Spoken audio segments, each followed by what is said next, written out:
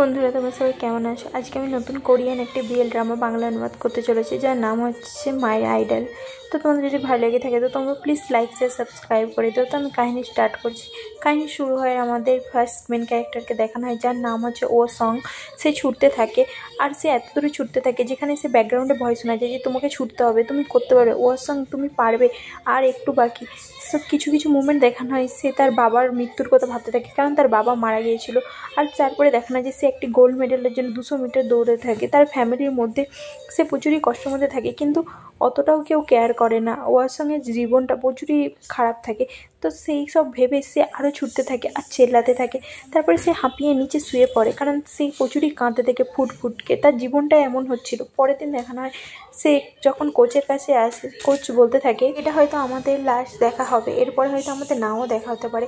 তখনই ওয়াসাং ওখানে আসে, আর কোচ বলে যে ও তুমি এতদিন কোথায় ছিলে ওয়াসাং, আর তুমি যখন চলে এসেছো, আমার তোমার সঙ্গে কিছু বলার আছে, ডিসকাস করা আছে। তো ওয়াসাং বলে যে সরি কোচ, আমি এত লেটে এসেছি। কোচ বলে কোনো ব্যাপার না, তুমি যখন এখানে চলেই এসেছো তাহলে আমি তোমাকে জানিয়ে দিচ্ছি যে আমাদের হয়তো এই স্কেডিউলটা লাস্ট স্কেডিউল হবে, এরপর হয়তো আমাদের আর নাও দেখা হতে পারে।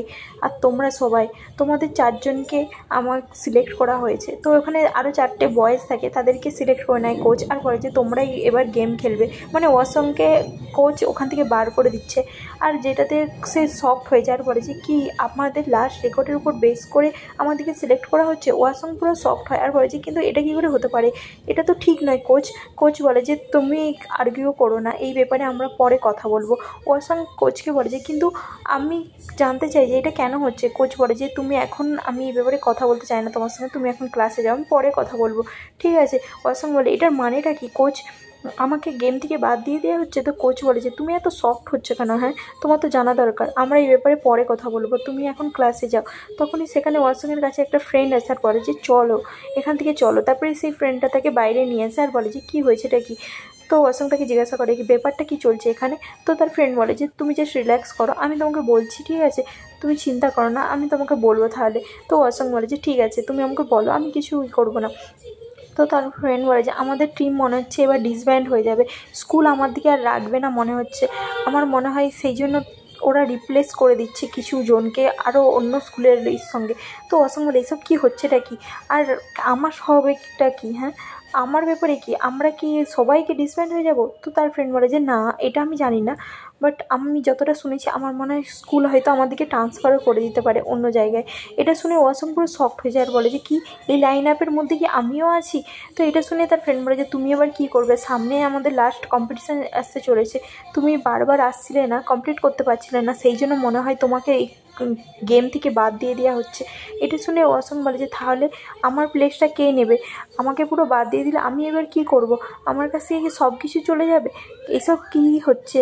আর তারপরে তার ফ্রেন্ড বলে যে আমি জানি না, আমি যে সেইটুকুনি জানি। তো ওয়াসং বলে যে ঠিক আছে, থ্যাঙ্কস আমাকে এত কিছু জানার জন্য।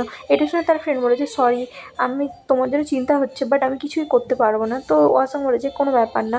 তো তার ফ্রেন্ড বলে যে তাহলে তুমি এবার কি প্ল্যান করছো, কী করবে তোমার অ্যাথলেটিক জীবনটার ব্যাপারে? এটা শুনে ওয়াসং বলে যে তুমি চিন্তা করো না, তুমি ক্লাসে যাও। ওরে সে যখন ক্লাসে আসতে থাকে, দেখে যে টিচার কিছু বাচ্চাদের মেয়ের দিকে বলতে থাকে যে তুমি এরকমভাবে ইউনিফর্ম কেন পরেছো? হ্যাঁ, তোমার কলার কোথায়, ভালোভাবে ইউনিফর্ম পরো। তো মেয়েগুলো বলে যে স্যার আমরা তো ঠিকই আছি না, আমরা তো স্কুল ইউনিফর্মই পরে আছি, এতে প্রবলেমটা কি? স্যার বলে যে পারফেক্টলি ইউনিফর্ম পরে আসবে কাল থেকে।